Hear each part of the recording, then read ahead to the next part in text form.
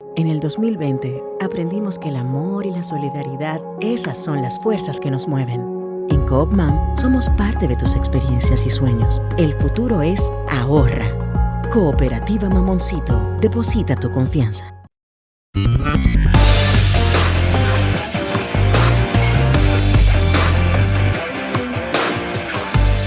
Desde la República Dominicana, soy Ivonne Ferreras. Llegamos a viernes con muchos temas. Bueno, de entrada, sí, rápidamente decirles lo que pasó en el día de ayer, la intervención de las autoridades de migración después de lo inaceptable, como titulábamos en nuestra transmisión de ayer, a lo que ocurrió con grupos, con ciudadanos haitianos que arremetieron a pedradas contra las autoridades. Qué bueno que ellos volvieron, qué bueno que eso se pueda tomar con la drasticidad sin violar los derechos humanos de esos ciudadanos haitianos, pero evitar que eso se pueda replicar en otras comunidades, como de hecho se ha hecho.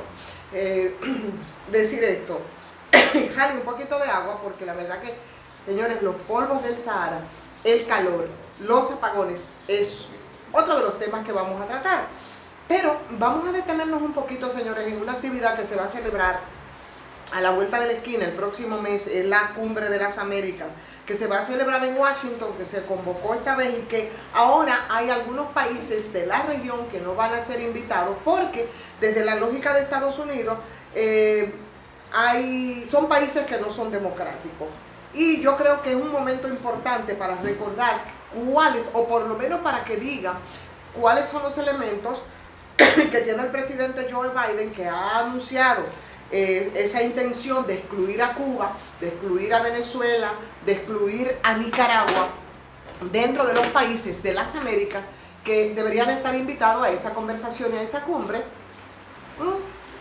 que se ha hecho en otras ocasiones y que no es más que una convocatoria para ver los temas de la región, que se programó para junio y que el subsecretario de Estados Unidos, el señor Brian Nichols, había explicado que no se pueden invitar a esos países que no son democráticos. Por supuesto, como vocería del gobierno norteamericano, decidir cuáles son los países que pueden asistir o cuáles países no pueden hacerlo a una cumbre regional, parece que no es considerado por las autoridades norteamericanas como un acto de autoritarismo, porque el hecho en sí mismo, esa decisión en sí misma es un acto de autoritarismo que no tiene absolutamente nada que ver con el tema de la democracia por un país que es responsable histórico de miles y miles de intervenciones militares, y en República Dominicana podemos dar fe y podemos dar testimonio de esto.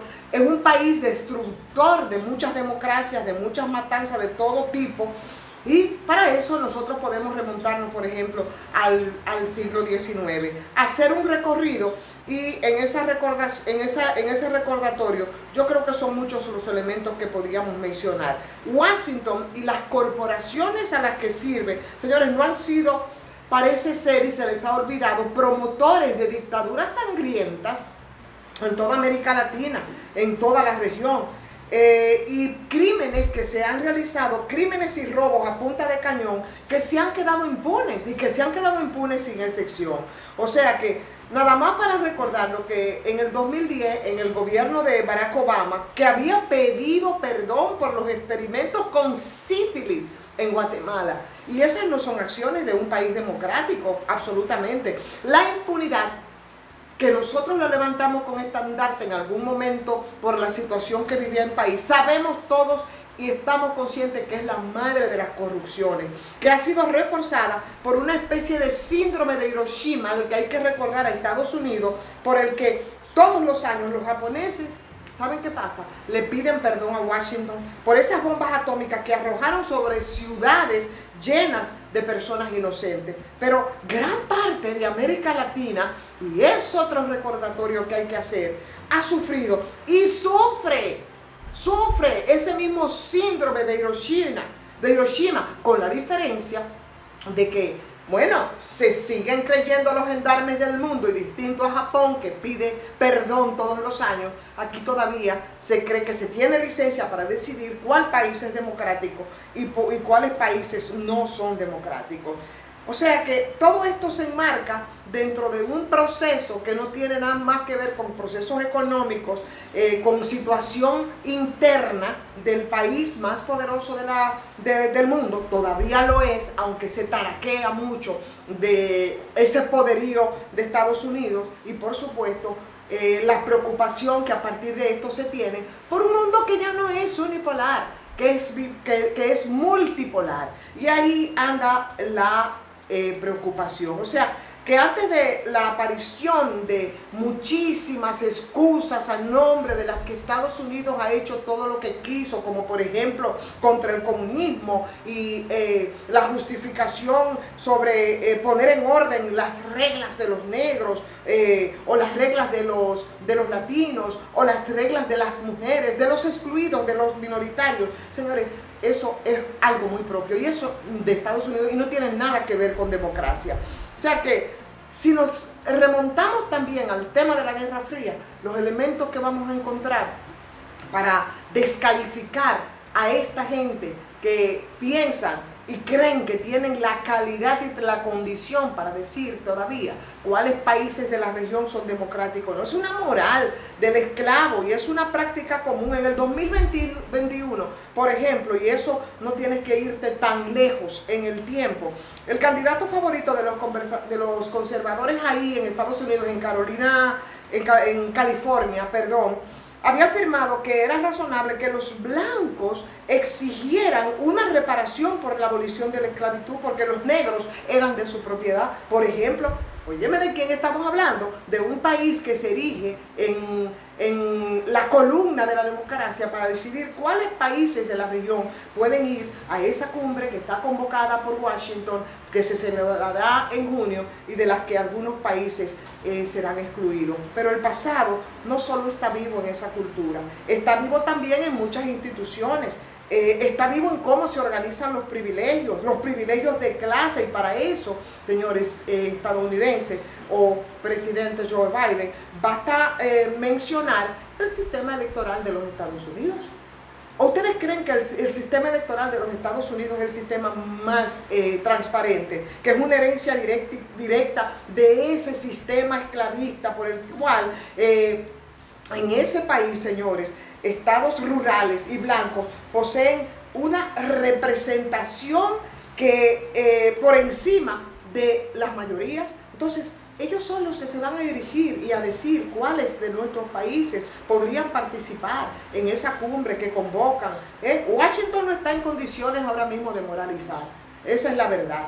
No está en condiciones de moralizar ni dentro ni fuera de su frontera. Por eso, totalmente de acuerdo con el presidente de México, Manuel López Obrador, cuando dijo, no, si esos tres países no van, entonces tampoco nosotros vamos a participar. Y como México, con su presidente, muchos otros países probablemente podrían decidir, dando un espaldarazo a esos tres países, no asistir a esa mentada cumbre. La arrogancia que procede de esa ignorancia histórica, a la que yo creo que hay que recordarle, y recordarle sobre todo a mucha gente, más probable de esa fe, en esa desmemoria popular. Yo creo que es momento de que se les recuerde. Y nos quedamos ahí porque la verdad que la memoria histórica que tiene que ver con Estados Unidos y recordarnos que no son precisamente los más indicados ni los que tienen la mayor calidad moral para hablar de qué país de la región es democrático o no, es Estados Unidos. O sea que sería muy prudente una sugerencia a Estados Unidos respecto a todo eso, ahora que andan buscando el lado precisamente a países que como Venezuela, porque les conviene, que se queden callados respecto a este tema. Rápidamente pasamos al tema de los apagones, que ya eso no es noticia. Los apagones nos tienen vuelto locos y sin idea. El problema de los apagones ha comenzado a molestar a la población, y con esa molestia de la población, señores, viene algo que yo pienso le tiene miedo como el diablo a la cruz a este gobierno o cualquiera de los gobiernos, que son las confrontaciones. Y esas confrontaciones no hay cosa que la provoquen más que el tema de las interrupciones.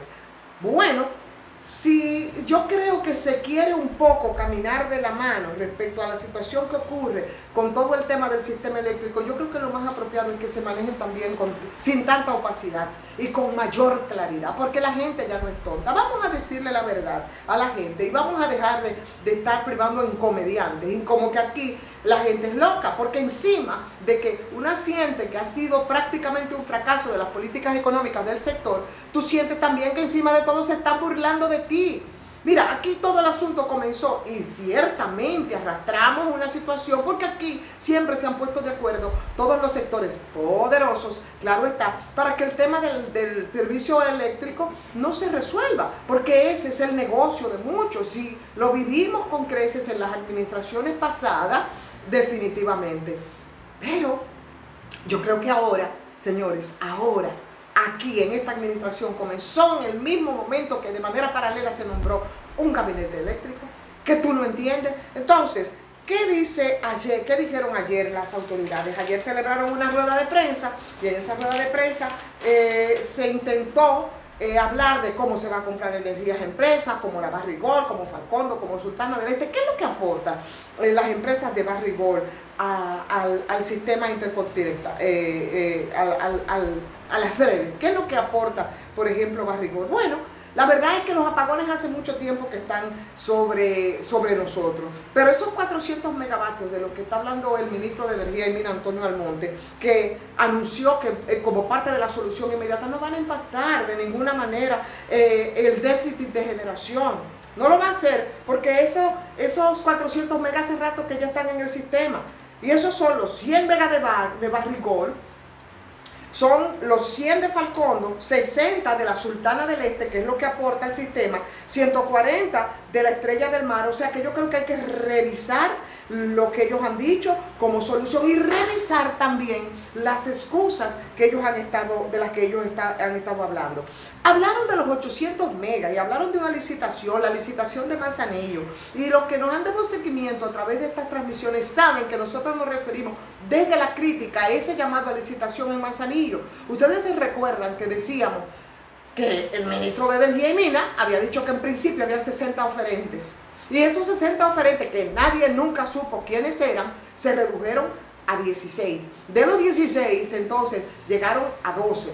Y ahora, en medio de la crisis, nos dicen que sí, que esa licitación se hizo, pero nosotros no sabemos ni cuándo se licitó, ni quiénes eran los que estaban ofertando, pero tampoco cuáles fueron los agraciados. ¿Por qué hacer las cosas con opacidad? Y si ciertamente esos 800 megas de la licitación de Manzanillo entraron sin que la sociedad sepa ni cuáles son los accionistas, ni quiénes son los dueños de la empresa, incluyendo los que participaron los que ganaron todo este proceso, las ofertas técnicas que hicieron, cuáles fueron las que presentaron, cuáles fueron los que se firmaron, porque hasta donde yo me quedé en esta historia, que ahora me doy cuenta que ya se terminó y se contó el cuento completo, señores, ahí lo que se estaba era imposibilitando para que nadie participara. Yo dije, pero ¿quién está detrás de todo eso? ¿Y quién es que quiere hacerse con esas 800 megas de ahí de Manzanillo? Lo primero es que, para que ustedes recuerdan que decíamos 5,000 dólares, nada más para tú tener acceso a los documentos, para participar entonces en la licitación. Y por más que se emplazó el ministro de Energía y Minas para que dijera quiénes eran los que estaban ofertando, nunca se dijo. O sea que las señales son preocupantes, son muy preocupantes en el gobierno, porque aquí parece como que se ha perdido todo el sentido de la realidad. Aquí parece como que se está subestimando mucho más allá de lo posible a la gente e intentan imponer sus criterios a sangre y fuego, o quizás los negocios de alguien, porque sabemos que el negocio eléctrico, que el tema eléctrico es un negocio que da y da para mucho. Hay una opacidad, todo está oscuro, nada está claro, no solamente el país por los apagones, sino las transacciones, lo que se han hecho, lo que se ha anunciado. Y bueno, esa aparente o comprobada violación de la palabra empeñada me parece que no es sano en esta coyuntura. Todas las licitaciones de energía del sector eléctrico están llenas de opacidad, todas se han hecho de urgencia, e incluso hasta lo que pasó con Punta Catalina, ustedes recuerdan, porque hay que ir recordándole permanentemente a la gente con aquello al tema de los geosintéticos, todo, hasta una simple licitación que debió hacerse en esa dirección, se hizo de manera urgente. O sea, y por supuesto, esas urgencias lo único que implican es opacidad. De manera que yo creo que, como siempre hemos dicho, bueno, me decía Bernardo que a las 9 de la mañana de este día hoy, de viernes, 2.600 megas en línea, la demanda no se sabe de cuánto es, pero esa era la disponibilidad. Siguen fuera las generadoras Estrella del Mar 3, que son 150 megavatios, los Mina 5, que son 150, Punta Catalina 1375, Falcon Bridge, que ellos habían prometido que entraría con sus 100 megas, o sea que todo lo anterior, que es generación térmica de base, carbón, Punta Catalina, gas natural, los Mina, Falcon Bridge, que son de petróleo, señores, están fuera. Entonces vamos a hablar con claridad y vamos a decir qué es lo que ha pasado. Y vamos a conversar con la gente. No vamos a seguir disculpándolo, porque aquí siempre hemos dicho que aunque el tema energético es un tema complejo, la gente nunca lo ha entendido. Los que le hemos dado seguimiento un poquito más cercano, sabemos que ahí siempre se ha hecho negocio.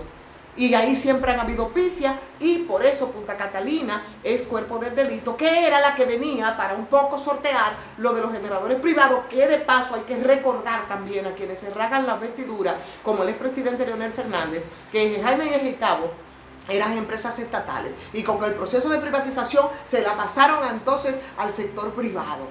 Vamos a recordar. Entonces, como sabemos que aquí se hace mucho negocio y siempre se ha hecho negocio, la gente lo único que entiende es que la energía se la cobran cara. Y si encima de que le estafan cobrándole cara, también le dan apagones, señores, eso lo único que da es confrontación. Atención, ojo ahí al presidente Luis Abinader, que no tenemos por qué negar que quiere hacer las cosas bien, pero vaya, con ese gabinete no va para ninguna parte. Mientras tanto, apagones por pipa. Señores, vamos a cogerlo con tranquilidad, porque los polvos del Sahara están afectando y a bajarle algo. Hace mucho calor, vamos a tomar mucha agüita. Vamos a usar ropas frescas y ligeras, no exponernos al sol, para que cuidemos la salud, por lo menos, ¿verdad? Porque parece que pintan para largo los apagones. Y vamos a agradecerles, por supuesto, a Farmacias ETC. Ahí están disponibles un 20% en todas las sucursales, abiertas todos los domingos. Así es que muchísimas gracias a Farmacias ETC, a Euroesthetic, que se encarga del cuidado de nuestra piel. Puede hacerlo también con la de ustedes, aquí en Santo Domingo Este, en la autopista San Isidro. Por supuesto, vamos a agradecer a Sardinas de Mar, pero siempre el agradecimiento muy profundo al seguimiento que nos dan a través de estas transmisiones. Compártanla. Es importante, porque eso nos ayuda a fortalecernos y a seguir posicionándonos mucho mejor. Suscríbanse los que no lo han hecho, también háganlo a patreon.com, soy Ivonne Ferreras. Y bueno, con tranquilidad, señores, a lidiar con los apagones y a tener un muy buen fin de semana.